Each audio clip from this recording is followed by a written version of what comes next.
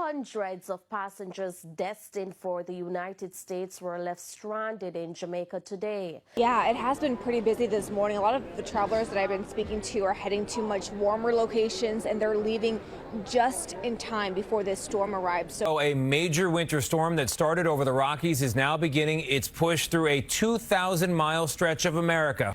And Audrey, this storm is disrupting air travel, including here at our local airports. The airlines canceling more than 1,000 flights today across the country, according to FlightAware.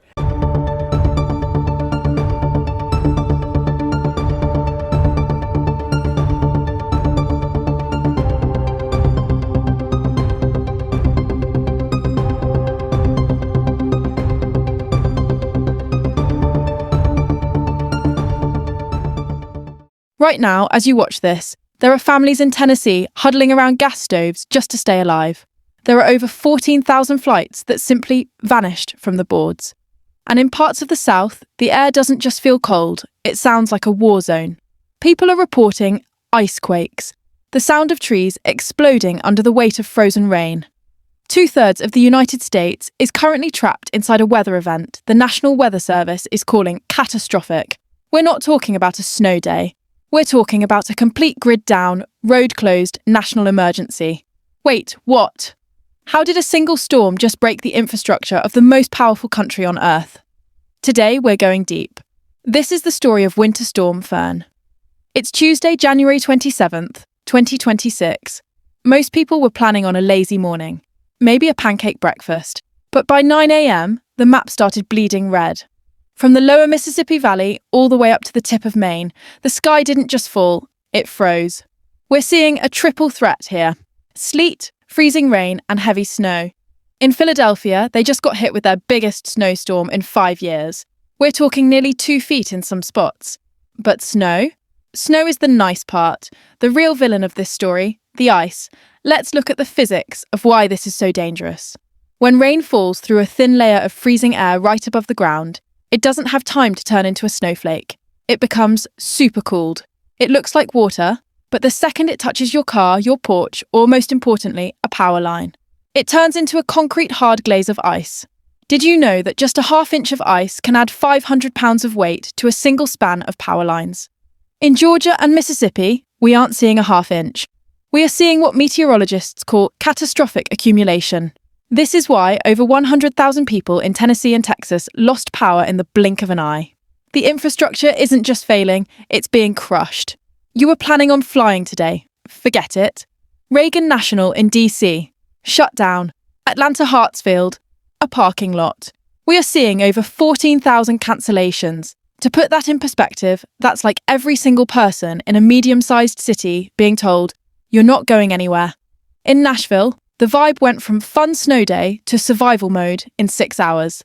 Mayor Todd Jordan of Tupelo, Mississippi, reported that while the roads looked okay at first, the trees started talking. That's the sound of the ice-heavy branches preparing to snap. Here is the no-way moment of the day. 22 states have declared a state of emergency. 22, that's almost half the country. President Trump has already approved emergency declarations for a dozen states, and FEMA is moving in. But here is the question we have to ask. Why does this keep happening? We saw this in 2021. We saw it in 2024. And here we are in 2026. And the southern power grid is still shivering. When the temperature drops into the single digits in places like Nashville, the road salt doesn't even work anymore. It's too cold for chemistry to save us. We are built for heat, not for the big freeze. And as these once-in-a-lifetime storms start happening every 2 years, we have to wonder, is this the new normal? Here is the scary part. The sun is going down. In Philadelphia, the wind chill is expected to hit 10 degrees below zero. In upstate New York, they're bracing for -50. When the power goes out in -50 weather, the clock starts ticking. Pipes burst, shelters overflow, and the ice quakes get louder. The National Weather Service says the worst of the catastrophic ice is still moving through the mid-Atlantic. We are currently in the eye of the needle. We're going to be monitoring the power grids and the search and rescue teams all night long. If you're in the path of Fern, please stay off the roads. Your SUV is no match for a sheet of glass.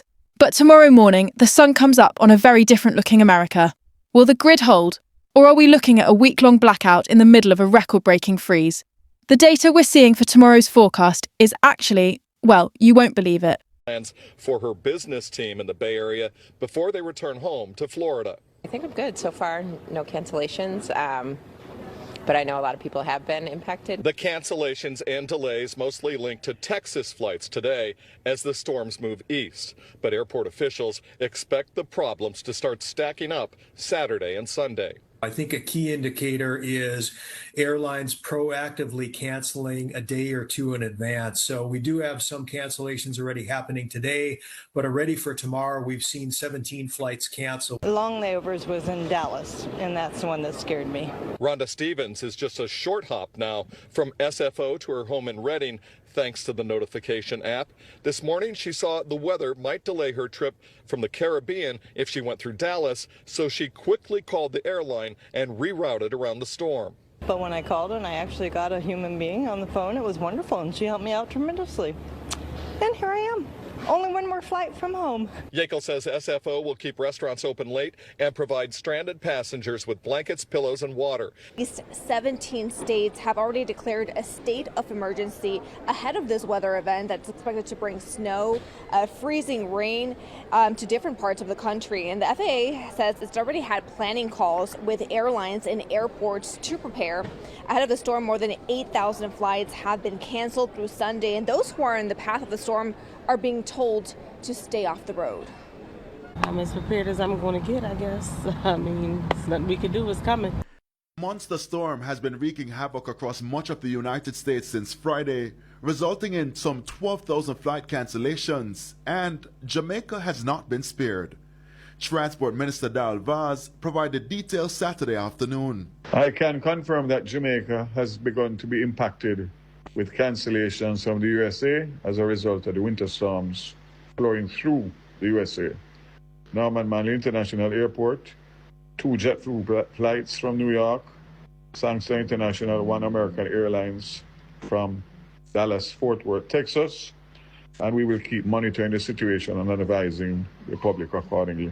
When our news team visited the Norman Manley International Airport in Kingston, this is what it looked like.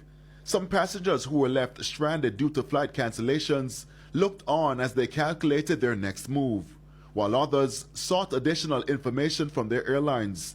The snowstorm in the United States is expected to continue into Sunday, and so uncertainty lingers over when the flights will resume. In the meantime, passengers are being urged to check with their respective air carriers before turning up at airports. Cold, cold, cold. Everywhere you look, a frozen landscape.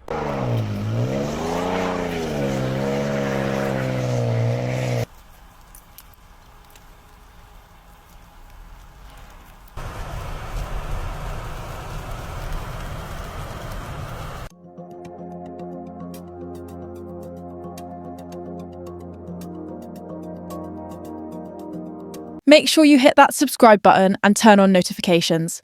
I'll be back here tomorrow with the update that could change how you plan the rest of your winter. Stay warm, stay safe, and I'll see you in the soon.